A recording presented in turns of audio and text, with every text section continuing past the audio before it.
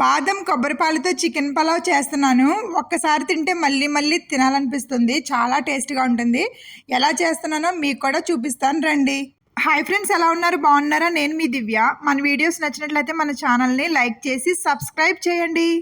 ఇప్పుడు స్టవ్ వెలిగించి ప్యాన్ పెట్టుకుని ఆయిల్ వేసి, ఆయిల్ హీట్ అయిన తర్వాత ముందుగా శుభ్రం చేసుకున్న చికెన్ కూడా వేసి, కొంచెం అల్లం వెల్లుల్లి పేస్ట్, కొంచెం ఉప్పు వేసి 2 నిమిషాలు మగ్గిన తర్వాత మసాలా దినుసులు దాల్చిన చెక్క, బిర్యానీ ఆకు, యాలకులు, లవంగ మొగ్గ, కొన్ని మిరియాలు వేసి 2 నిమిషాలు కలుపుకుని, కొంచెం పసుపు కూడా వేసి మరి ఒకసారి కలుపుకుని, కొంచెం పుదీనా, కొత్తిమీర కూడా వేసుకుని, మసాలా పళ్ళు, జీలకర్ర పొడి, ధనియాల పొడి, మిరియాల పొడి, గరం మసాలా, బిర్యానీ మసాలా వేసి, కట్ చేసి పెట్టుకున్న పచ్చిమిరపకాయలు కూడా వేసి, గ్రైండ్ చేసి పెట్టుకున్న బాదం కొబ్బరి పాలు కూడా వేసి స్టవ్ని హై ఫ్లేమ్లో ఉంచుకుని 20 నిమిషాల పాటు బాగా ఉడికించుకోవాలి.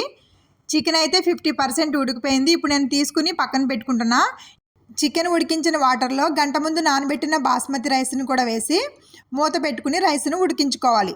ప్యాన్ పెట్టుకుని ఆయిల్ వేసి, ఆయిల్ హీట్ అయిన తర్వాత కట్ చేసిన పచ్చిమిరపకాయలు, కరివేపాకు, ఉల్లిపాయలు, టమోటాలు వేసి 2 నిమిషాలు బాగా ఫ్రై అయిన తర్వాత కొంచెం అల్లం వెల్లుల్లి పేస్ట్, కొంచెం ఉప్పు వేసుకుని మనం ముందుగా ఉడికించుకున్న చికెన్ కూడా వేసి బాగా కలుపుకుని, మసాలా పొడి, గరం మసాలా, చికెన్ మసాలా వేసి కొంచెం కారం కూడా వేసి 10 నిమిషాల పాటు బాగా ఫ్రై చేసుకుని ముందుగా ఉడికించుకున్న రైస్లో వేసుకోవడమే.